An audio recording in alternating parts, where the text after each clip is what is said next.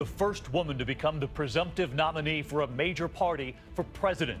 What she will do tonight before sitting down exclusively with us. Plus, Donald Trump moments ago issuing a new statement on that judge after a Republican revolt. The tropical storm slamming into the coast, flash floods, a reported tornado. Tonight you'll see the damage. The swimmer convicted of sexual assault, the outrage over what his father said, and now the judge at the center of the storm after a 6-month sentence. Road rage, first the pickup truck forcing the couple off the road. Tonight the new case and how police used these images to catch both drivers. The baby kidnapped at the mall. Tonight how they caught the suspect. And Made in America, the victory this evening involving something right on your dinner table. This is ABC World News Tonight with David Muir. Good evening, and we begin tonight with that history in the making. Hillary Clinton clinching the Democratic nomination for president, the first woman to be a nominee for a major party. Her smile clear as she learned the news overnight that she had reached that magic number, but careful not to declare victory with voters heading to the polls today. This evening, with 6 contests underway, Clinton is preparing to address the nation. Later tonight, she will sit down exclusively with us. It was 8 years ago today, Hillary Clinton acknowledged a stinging defeat to then-Senator Barack Obama. ABC's Cecilia Vega on a very different message being crafted for tonight. Tonight, Hillary Clinton making history, a turning point in American politics and a moment of reflection from Clinton herself. We are on the brink of a historic, unprecedented moment. She's been on the brink before with a much different ending. Exactly 8 years ago today, that concession speech to Barack Obama, Clinton alone on stage, her supporters, including her own mother, in tears. Although we weren't able to shatter that highest, hardest glass ceiling this time, thanks to you, it's got about 18 million cracks in it. Then at the party convention in Denver, Chelsea introducing her to a standing ovation. Clinton's message, unity. Whether you voted for me or you voted for Barack, the time is now to unite as a single party with a single purpose. Their battle ending with Clinton working at the president's side. She now hopes to heal wounds with Bernie Sanders after a bruising primary and win over his millions of supporters. How are you feeling on this election day? Feeling great. The Vermont senator defiant and desperate for a California victory to keep him in the race. We're going to go into that convention with enormous momentum. But Clinton's lead is virtually insurmountable. Sanders would need to win all of today's primaries by more than 40 points and convince almost half of her superdelegates to back him instead. Clinton's sights now set on beating Donald Trump, who says he's made history too. Number one, I have great respect for women. I was the one that really broke the glass ceiling on behalf of women more than anybody in the construction industry. And Cecilia Vega with us live tonight. Cecilia, Hillary Clinton already shifting her focus to the general election. You've learned tonight of her schedule for next week?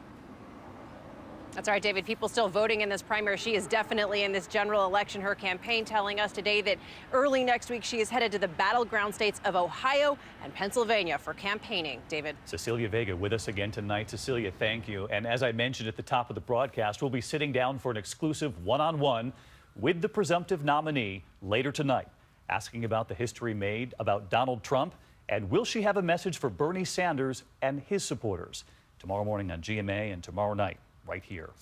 In the meantime, breaking developments involving Donald Trump tonight after a Republican revolt from some of his own supporters. Trump issuing a statement late today about that judge born in Indiana, a judge with Mexican heritage. Trump saying his remarks have been, quote, misconstrued. Also tonight, the first Republican to take back his endorsement of Donald Trump. ABC's Tom Yamas on the Trump campaign. Tonight, as Donald Trump's Republican coalition starts to crack, the billionaire trying to contain the damage. Trump setting off a firestorm by attacking the judge in a Trump University lawsuit because of the judge's Mexican heritage. This judge is giving us unfair rulings. Now I say why. Well, I'm building a wall, okay? And it's a wall between Mexico, not another country. But he's not from Mexico. In my opinion, he's from Indiana. He's Mexican heritage, and he's very proud of it. It didn't stop there. If it were a Muslim judge, would you also feel like they wouldn't be able to treat you fairly because of that policy of yours? It's possible, yes. Yeah, that would be possible, absolutely. Today, the most powerful Republican in Washington calling Trump's comments about Judge Gonzalo Curiel racist. Claiming a person can't do their job because of their race is sort of like the textbook definition of a racist comment.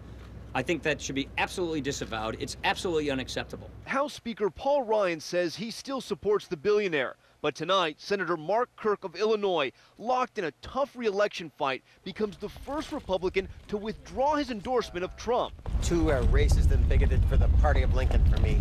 And now, one top Republican after another urging Trump to shape up. It's time to quit attacking various people that you competed with or various minority groups in the country and get on message. Arnold Schwarzenegger tweeting, Judge Curiel is an American hero. I was proud to appoint him when I was governor. And from Ronald Reagan's son Michael, this most likely would be the first time if my father was alive that he would not support the nominee of the GOP. Overnight, Trump trying to soften his tone. Yeah, I think he's an honest guy. Mexican or not Mexican, I want him to be all I want him to do is give me a fair shake. And tonight, not an apology, but this statement. It is unfortunate that my comments have been misconstrued as a categorical attack against people of Mexican heritage.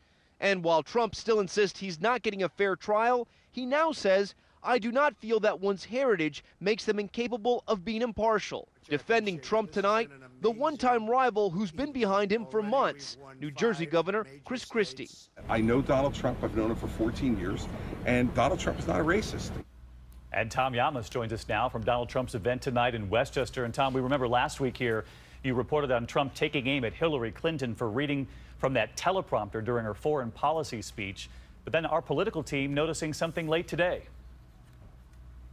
That's right. There are prompters tonight for Trump's speech, and the prompters are there for a reason. I just spoke with a campaign aide. They want to make sure Trump stays on message. They acknowledge it's been a difficult few days. They want to make sure there are no mistakes tonight, David. Tom Llamas on the Trump campaign for us again tonight. Thanks, Tom. We turn next here to that tropical storm that slammed into the coast. Tropical Storm Colin bringing a tornado in Jacksonville caught on this home surveillance camera, flooding roads in Sarasota as much as 10 inches of rain. ABC's Steve Osinsami in the damage zone tonight. Some of the families in this Tampa neighborhood needed a boat to leave their homes today. Dozens had to be evacuated in a high water vehicle. As you can see, the area is very flooded. Water is up to the wheel well of the cars. Firefighters were rescuing babies from the water. The tropical storm poured nearly 8 inches of rain in the creek nearby and flooded them out. Where are you sleeping tonight? Well, I don't even know, probably in my truck.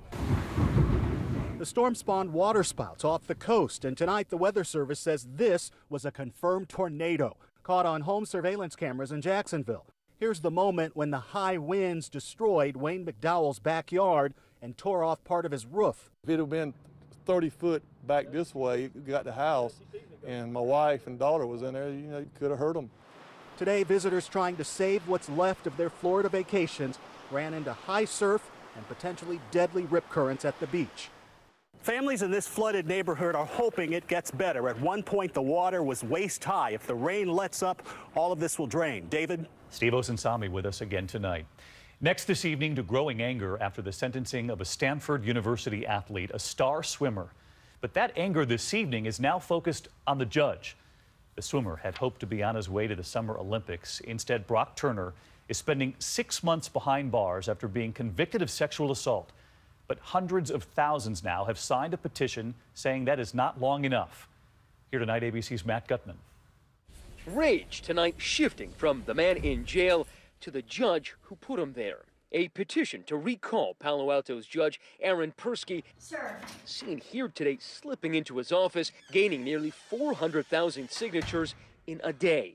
Social media posts branding the Stanford alum as an apologist for sentencing the Stanford swimmer, Brock Turner, to just 6 months in jail for sexual assault. I definitely think that there was some sense of entitlement, the way in which they presented their case, as though the victim liked it.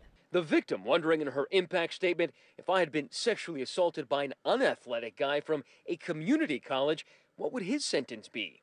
The prosecution asked for 6 years for Turner's assault of his unconscious victim. Carl Arndt and a friend put a stop to it, telling CBS News. The guy stood up.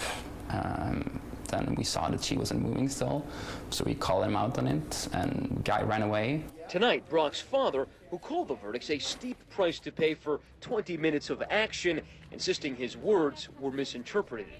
Even the DA defending Judge Persky, noting that he was following the probation department's recommendations, and Judge Persky probably isn't going anywhere soon. He's running for re-election unopposed. David. Matt Gutman tonight. Matt, thank you. We turn overseas this evening and to a car bomb that shattered an historic neighborhood of Istanbul, Turkey during the morning rush. The bomb went off just as a bus full of riot police drove by, killing 7 officers and 4 civilians, injuring dozens more. It was the 4th bomb attack so far this year linked to Kurdish rebels or ISIS. Tonight, no group yet claiming responsibility, but 4 people are now under arrest. Back here at home, and to new images now of a baby being kidnapped at a mall in Pennsylvania. It was this surveillance video, released immediately after the baby was taken, that then led to the kidnapper's arrest within hours.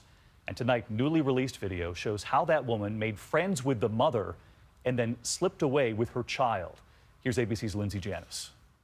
Tonight, surveillance video shows exactly how this woman managed to steal a newborn baby. The suspect, 32-year-old Cherie Amour, seen striking up a conversation with Malika Hunter, a mother with her toddler and 7-week-old baby boy, at this Philadelphia area mall. The 2 strangers walk through the mall talking. They sit down at the food court. After a while, Amour picks up the crying infant while the mother tends to her other child. With the baby still in her arms, Amour grabs her purse, throws away some trash. Then she takes off, out of sight in roughly 10 seconds. Other cameras catch her as she hurries up the stairs, 2 at a time, and into the parking lot. Just hours later, the baby found safe at Amour's home. The suspect's own family calling police after seeing her in a security camera image. It's open and closed as to what happened. What's not closed is why it happened. David, police say Amour told them she recently gave birth to a baby that died and she was overcome with emotion. She has pleaded not guilty to kidnapping charges. David? Lindsay, thank you. We turn next this evening to the service they are now planning for Muhammad Ali and to the questions over what led to his Parkinson's disease.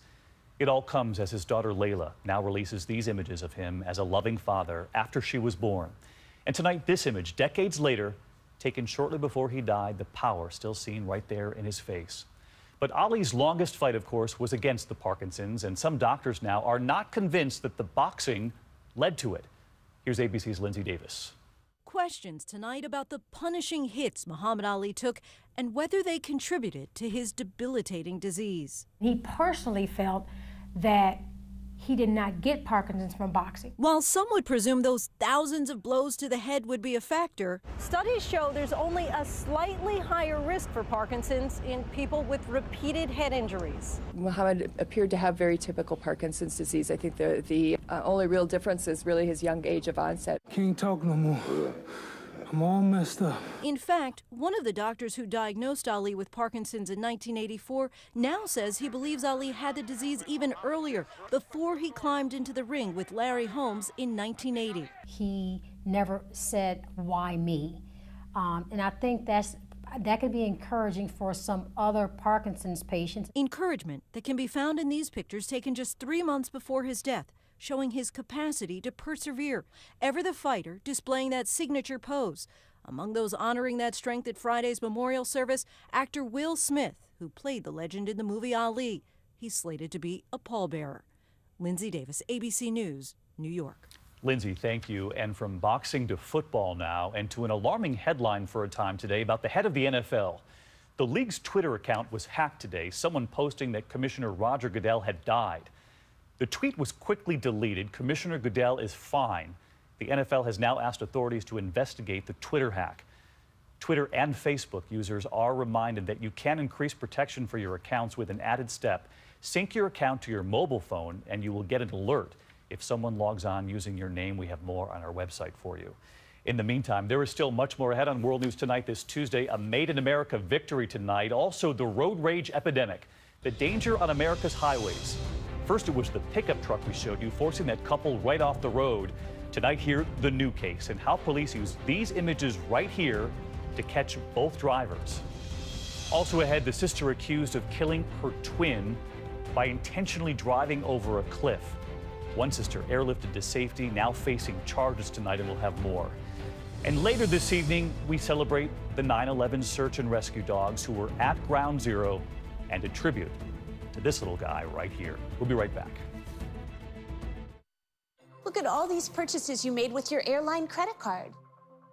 Hold on, you only got double miles on stuff you bought from that airline? Let me show you something better. The Capital One Venture Card. With Venture, you earn unlimited double miles on every purchase, not just airline purchases.